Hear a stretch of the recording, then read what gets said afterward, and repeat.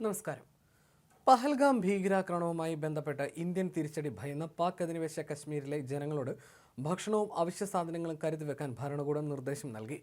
ഇന്ത്യയുടെ ആക്രമണം ഉണ്ടാകുമെന്നും അതിനുവേണ്ടി തയ്യാറെടുക്കണമെന്നുമാണ് പാക് അധിനിവേശ കശ്മീർ പ്രധാനമന്ത്രി ചൗധരി അൻവറുൽ ഹഖ് നിർദ്ദേശം നൽകിയത്. ഇതുകൂടാതെ ഇവിടെയുള്ള ജനങ്ങൾക്ക് യുദ്ധ സാഹചര്യം നേരിടാൻ പാകിസ്ഥാൻ സൈന്യം പരിശീലനം നൽകുന്നതായും റിപ്പോർട്ടുകളുണ്ട്. മേഖലയിൽ 1000-ലധികം മദ്രസകൾ അടച്ചുപൂട്ടി. ജനങ്ങളെ സ്കൂളുകളിലെ ക്യാമ്പുകളിലേക്ക് മാറ്റിയാണ് പരിശീലനം നൽകുന്നത്.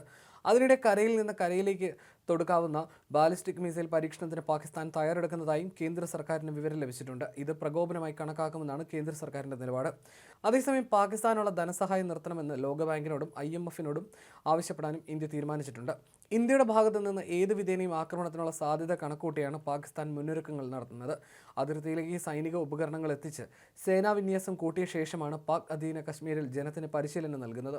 ഇന്ത്യയുടെ ഭാഗത്തു നിന്ന് ആക്രമണമുണ്ടായാൽ ജാഗ്രതയോടെ പെരുമാറേണ്ടത് എങ്ങനെയെന്നാണ് വിശദീകരിക്കുന്നത്. പ്രാഥമിക ചികിത്സ നൽകേണ്ടത് എങ്ങനെയെന്നും വിശദീകരിക്കുന്നുണ്ട്. ഒപ്പം ഗ്രാമീണരോട് 2 മാസത്തെ ഭക്ഷണം കരുതി വെക്കാനും പാക് സേന നിർദ്ദേശം നൽകി. ഇതിനെല്ലാം പുറമെയാണ് ഇപ്പോഴത്തെ മിസൈൽ പരീക്ഷണവും. അടുത്തയാഴ്ചയുടെ പരീക്ഷണം നടക്കുമെന്നാണ് ഇന്ത്യക്ക് ലഭിച്ചിരിക്കുന്ന സൂചന. ഈ നീക്കം പ്രകോപനമായി ഇന്ത്യ കണക്കാക്കും. സംഘർഷം രൂക്ഷമാകുന്നതിനിടെ ഐക്യരാഷ്ട്രസഭ സുരക്ഷാ സമിതി യോഗം ഉടൻ ചേരുമെന്നും റിപ്പോർട്ടുകളുണ്ട്. സൈനിക തലത്തിൽ ഇന്ത്യയുടെ കരുത്തറിയിക്കാൻ തയ്യാറെടുക്കുകയാണ് ഇന്ത്യ. UPയിൽ ഇന്ത്യൻ യുദ്ധവിമാനങ്ങളുടെ പരിശീലന പറക്കലും നടന്നു. അതേസമയം അതിർത്തിയിൽ പാക് പ്രകോപനം തുടരുന്നതായിട്ടാണ് റിപ്പോർട്ട്. സൈനിക തലത്തിലും നയതന്ത്ര തലത്തിലും ഇന്ത്യ നടപടികൾ കടുപ്പിക്കുന്നതിനിടയിലാണ് ഐക്യരാഷ്ട്രസഭ സുരക്ഷാ സമിതി യോഗം ഉടൻ ചേരുമെന്ന റിപ്പോർട്ടുകൾ പുറത്തുവരുന്നത്. 2 ആണവ രാജ്യങ്ങൾ തമ്മിൽ അതിർത്തിയിൽ സംഘർഷം തുടരുന്നത് ആശങ്കയുണ്ടാക്കുന്നു. അതിനാൽ സുരക്ഷാ കൗൺസിൽ വിളിച്ച് വിഷയം ചർച്ച ചെയ്യണമെന്ന് ഐക്യരാഷ്ട്രസഭയിലെ ഗ്രീസിന്റെ സ്ഥിരം പ്രതിനിധിയും മെയ് മാസത്തെ സുരക്ഷാ കൗൺസിലിൽ പ്രസിഡന്റുമായ ഇവാഞ്ചലോസ് ജഗേറിസ് വ്യക്തമാക്കി. ദേശീയ സുരക്ഷയുമായി ബന്ധപ്പെട്ട് കൂടുതൽ ഇടപെടൽ നടത്തുന്നതിന്റെ ഭാഗമായി പാകിസ്ഥാൻ പ്രധാനമന്ത്രി ഷഹബാസ് ഷെരീഫിന്റെ ഔദ്യോഗിക YouTube ചാനൽ ഇന്ത്യ ബ്ലോക്ക് ചെയ്തിരുന്നു. ഒപ്പം പാക് ക്രിക്കറ്റ് താരങ്ങളായ ബാബർ അസം, മുഹമ്മദ് റിസ്വാൻ, ഷഹീൻ ഷാ അഫ്രീദി, ഹാരിസ് റഫ് എന്നിവരുടെ അക്കൗണ്ടുകളും ഇന്ത്യയിൽ നിരോധിച്ചു.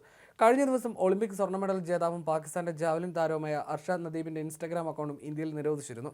പ്രകോപനപരവും വർഗീയ സ്വഭാവമുള്ളതുമായ ഉള്ളടക്കം പ്രചരിപ്പിച്ചതിന് 16 പാകിസ്ഥാൻ YouTube ചാനലുകളും ഇന്ത്യയിൽ നേരത്തെ നിരോധിച്ചിരുന്നു. അതേസമയം പാകിസ്ഥാന് നൽകുന്ന വായ്പകൾ പുനഃപരിശോധിക്കാനാണ് IMF-നോടും ലോകബാങ്കിനോടും ഇന്ത്യ ആവശ്യപ്പെട്ടിരിക്കുന്നത്. പാകിസ്ഥാനെ വീണ്ടും ഗ്രേ ലിസ്റ്റിൽ ഉൾപ്പെടുന്നതിനും IMF സാമ്പത്തിക സഹായം നൽകുന്നത് തടയുന്നതിനുമുള്ള നടപടി സ്വീകരിക്കാൻ ഒരുങ്ങുകയാണ് ഇന്ത്യ. 2 നടപടികളാണ് ഇന്ത്യയുടെ ഭാഗത്തു നിന്നുണ്ടാവുക. പാകിസ്ഥാനെ ഫിനാൻഷ്യൽ ആക്ഷൻ ടാസ്ക് ഫോഴ്സിന്റെ ഗ്രേ ലിസ്റ്റിൽ തിരികെ കൊണ്ടുവരുന്നതിനുള്ള നീക്കം. മറ്റൊന്ന് അന്താരാഷ്ട്ര നാണ്യനിധിയുടെ സാമ്പത്തിക പാക്കേജ് മരവിപ്പിക്കുക എന്നതുമാണ്. ആഗോളതലത്തിൽ കള്ളപ്പണം വെളുപ്പിക്കൽ, തീവ്രവാദ ധനസഹായം എന്നിവ നിരീക്ഷിക്കുന്ന സ്ഥാപനമാണ്. Financial action task force grey ലിസ്റ്റിൽ ഉൾപ്പെടുത്തിയാൽ പാകിസ്ഥാനിലേക്കുള്ള വിദേശ നിക്ഷേപങ്ങളിലും അനധികൃത പണമൊഴുകലിലും നിയന്ത്രണമുണ്ടാകും. പാകിസ്ഥാൻ ഭീകരതയെ പ്രോത്സാഹിപ്പിക്കുന്ന രാഷ്ട്രമാണെന്ന് ഇന്ത്യൻ വാദങ്ങൾ ലോകരാജ്യങ്ങൾ ഇതിനോടകം തന്നെ അംഗീകരിച്ചതാണ്. ഈ പശ്ചാത്തലത്തിൽ ഇന്ത്യൻ നീക്കങ്ങൾ അവർക്ക് തിരിച്ചടിയായി മാറുമെന്നത് ഉറപ്പാണ്. പാകിസ്ഥാൻ നടത്തുന്ന സാമ്പത്തിക ഇടപാടുകളിൽ സൂക്ഷ്മമായ നിരീക്ഷണം ഏർപ്പെടുത്താനാണ് നീക്കം നടക്കുന്നത്. 2018 ജൂൺ മുതൽ പാകിസ്ഥാനെ ഗ്രേ ലിസ്റ്റിൽപ്പെടുത്തിയിരുന്നു. 2022 ഒക്ടോബറിൽ ഗ്രേ ലിസ്റ്റിൽ നിന്ന് നീക്കം ചെയ്തിരുന്നു. പാകിസ്ഥാനിൽ നിന്ന് അനധികൃതമായ പണമൊഴുക്ക് തടയാൻ, പ്രത്യേകിച്ച് ജമ്മു കാശ്മീരിലേക്ക് അനധികൃതമായ പണമൊഴുക്ക് തടയാൻ നടപടി സഹായകരമായിരുന്നു.